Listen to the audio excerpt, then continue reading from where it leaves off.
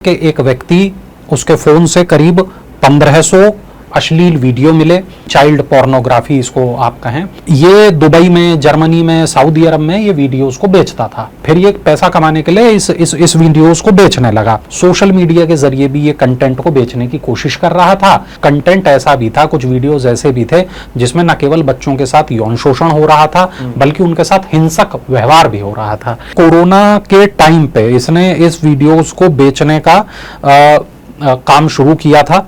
नमस्कार, मेरा नाम है मृत्युंजय और आप देख रहे हैं अमर उजाला। राजस्थान के श्री गंगानगर से एक बहुत ही चौंकाने वाला मामला सामने आया है, जो कि भारत में बिल्कुल ही बैन है। और भारत क्या, पूरी दुनिया में इसे वरुण बैन किया गया है।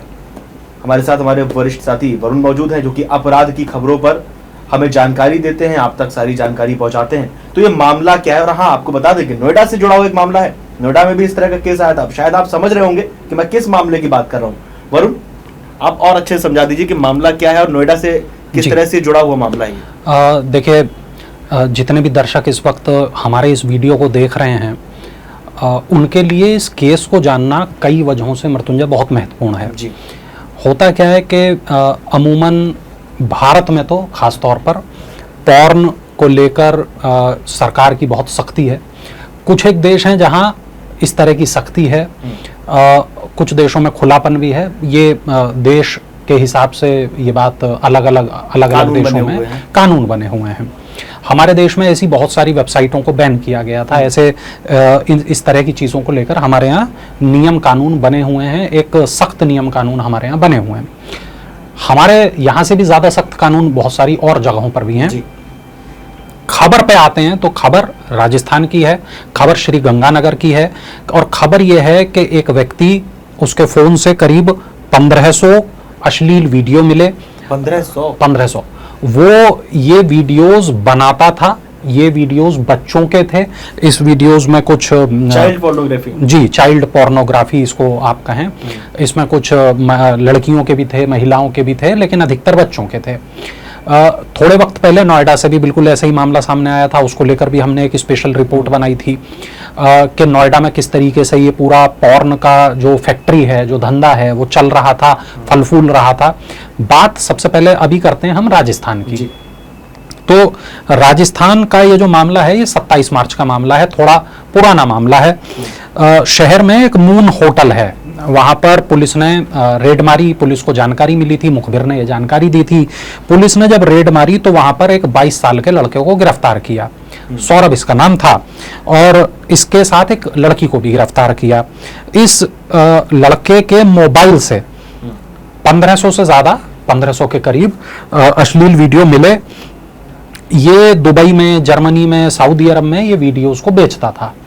वहां की जो वेबसाइटें हैं जहां पर उनके लिए ये बेचता था, जहां पॉर्न पूरी तरह बैन है। क्योंकि देखिए, जहां जो चीज बैन होती है वहां पर उस चीज की मांग अमूमन ज्यादा होती है, दाम अच्छा मिलता है। स्मगलिंग टाइप का ये मामला होता है। जैसे आपको देखेंगे जहां जहां शराब बंदी है, वहां शराब की अमूमन कालाबाजारी होते हुए, स्मगलिंग होते हुए, ब्लैक होते हुए वो पकड़ा जाता है।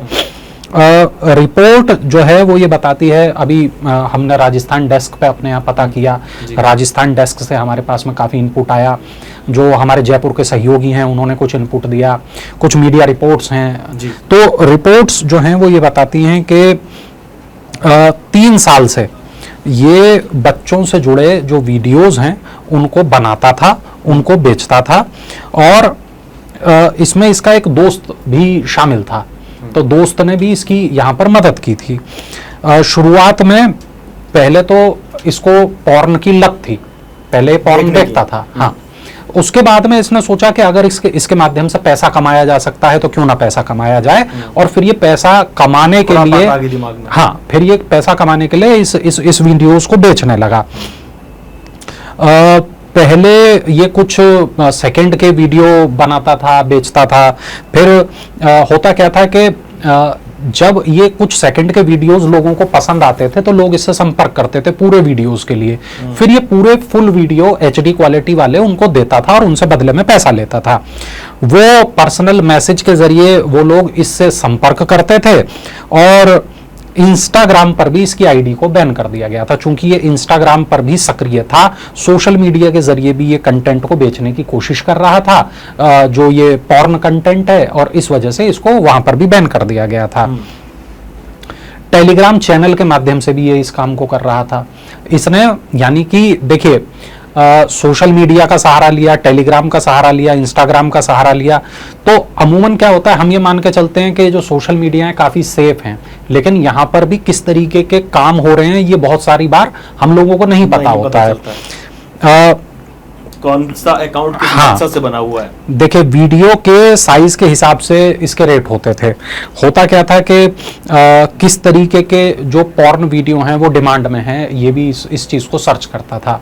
उसके आधार पे ये लोगों को पहले सैंपल मुहैया कराता था, सैंपल जब लोगों को पसंद आ जाते थे उसके बाद में ये पूरा वीडियो बेचता था और उन्हीं वीडियो की लिस्ट डालता था। अच्छा, कुछ ये जो रिपोर्ट्स हैं, मीडिया रिपोर्ट्स, ये बताती हैं कि कुछ कंटेंट ऐसा भी था, कुछ वीडियोस ऐसे भी थे जिसमें न केवल बच्चों के साथ यौन शोषण हो रहा था बल्कि उनके साथ हिंसक व्यवहार भी हो रहा था। अच्छा। तो जो इस तरह के वीडियोस हैं उनकी काफी डिमांड बताई जा रही है कि उनकी थी।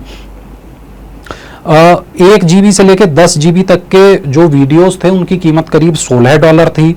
इसके बाद 30 GB तक के जो वीडियोस थे उनकी कीमत $26 थी और 10 TB तक के जो वीडियोस थे उनकी कीमत करीब $98 थी। और ये जो है पेपाल का इस्तेमाल करता था पैसे लेने देने के लिए। ऐसा नहीं है कि सीधे बैंक अकाउंट में पैसे मंगवाता था, वो पेपाल के जरिए ये पैसे को मंगवाता था। $10 से लेकर $90 तक का ट्रांजैक्शन इसके अकाउंट में होता था और ये इसको अपने बैंक अकाउंट में इसके बाद इस पैसे को डाल लेता था, ट्रांसफर कर लेता था, रुपए में बदल लेता था।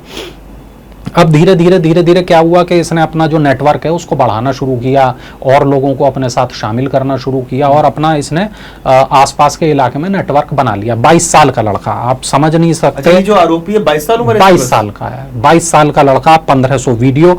सोचिए उसने मतलब किस तरीके से वो काम को इसको ऑर्गेनाइज्ड तरीके से कर रहा था। एक ऐप में इसको सेव करके रखता था, 50 GB तक का इस ऐप में डेटा सेव हो सकता है। सौरभ ने अपने कई दोस्तों को इस काम में शामिल कर लिया और अब पुलिस जो है वो एक एक करके जो इसके जो संपर्क में लड़के हैं उनसे पूछताछ कर रही है और ये जानने का प्रयास कर रही है कि ये जो गैंग है ये किस तरीके से काम करता था, ये जो पीड़ित बच्चे हैं ये कौन है, क्या ये आसपास के गांव के हैं, क्या ये आसपास के इलाके के हैं। इन पीड़ितों की पहचान भी उजागर ना हो और साथ में इन पीड़ितों को न्याय भी मिल सके, इनके बयान दर्ज हो सकें और इनके साथ जिसने गलत किया है एटलीस्ट उनको उनके किए की सजा मिल सके। ये एक बड़ी बात है। यहाँ पर देखिए ये भी पता चल रहा है कि लड़कियों को भी ब्लैकमेल किया जा रहा था और वीडियोस को इंटरनेशनल मार्केट में बेचा जा रहा था। और जो लोग थे जब वो हिंसक वीडियोस की डिमांड करते थे तब ये हिंसक वीडियो बना के उनको प्रोवाइड करा रहा था। रिपोर्ट ये बताती है कि कोरोना के टाइम पे इसने इस वीडियोस को बेचने का काम शुरू किया था और पहले तो थोड़े से, इसकी उम्र 22 साल है जी, तो कोरोना के टाइम पे मतलब आज से करीब 18 साल के करीब का ये था, काम शुरू कर तब दिया से ये काम इसने शुरू कर दिया। अब आप समझ सकते हैं कि किस तरीके से ये जो पूरी इंडस्ट्री है ये भारत में भी अपने पैर फैला रही है। हमने नोएडा केस की जब दर्शकों को बात बताई थी, मैं एक और बार उस बात को यहाँ बताना चाहूंगा कि नोएडा के सेक्टर 105 में एक कपल पकड़ा गया, एक दंपति पकड़ा गया और वो मॉडल्स को बुलाते थे अपने यहाँ और मॉडल्स को बुलाते थे, उनको ऑफर देते थे कि आप हमारे साथ इस काम में शामिल हो जाओ। उन्होंने एक स्टूडियो बनवा रखा था, स्टूडियो में रिकॉर्डिंग भी होती थी और लाइव स्ट्रीमिंग भी होती थी, दोनों तरीके का काम होता था। और वहां से लड़कियों को बहला फुसला के जो लड़कियां इस काम में शामिल हो जाती थी उनको ये लोग उसमें शामिल करके अपने साथ गिरोह में और फिर ये उनका पॉर्न बनाते थे। उसमें कई तरीके के रेट होते थे कि चेहरा दिखाना है कि नहीं दिखाना, पूरा दिखाना है कि आधा दिखाना है, ढकना है कि नहीं ढकना है, हर तरीके का पेमेंट होता था।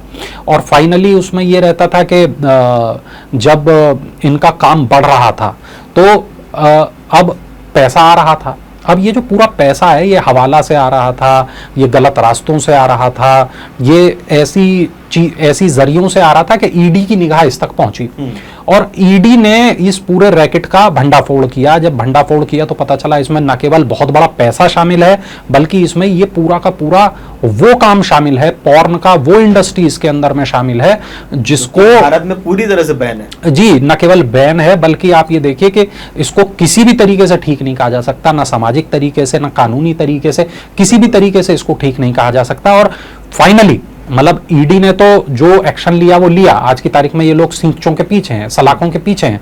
वही स्थिति ये श्रीगंगानगर वाले लड़के की है।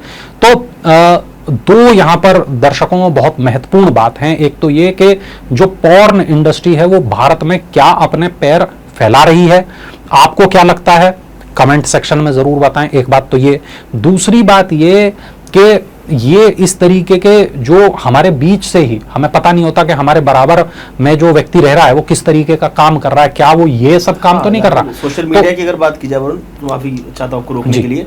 सोशल पास में रहने वाला तो चलो फिर भी ठीक है, सोशल मीडिया पे तो एक जाल है, जंजाल है। बिल्कुल, हम किसे फॉलो कर रहे हैं, कौन हमारे फॉलो लिस्ट में है, कौन हमें स्टॉक कर रहा है, किसी को कुछ नहीं पता। बहुत सारा बार ऐसा देखा गया कि इस तरीके का जो कंटेंट है वो इंस्टाग्राम पे, टेलीग्राम पे काफी ज्यादा चल रहा है, वायरल हो रहा है, इससे मिलता जुलता। और इस तरीके के जो गिरोह हैं बिल्कुल वो भी इंस्टाग्राम या टेलीग्राम के माध्यम से लोगों को फंसा रहे हैं। तो आपको इसमें क्या लगता है कि इसमें जो सोशल मीडिया है उसकी क्या भूमिका है, उस पर भी कमेंट करके जरूर बताएं। और जैसा आपने बताया कि जब ये उसने शुरू किया जी, तब उसकी उम्र करीब करीब 18 साल के आसपास ही रही होगी। होगी, हाँ। 22 साल की उम्र पे अभी पकड़ा गया और कोरोना के टाइम से वो ये सब कर रहा है।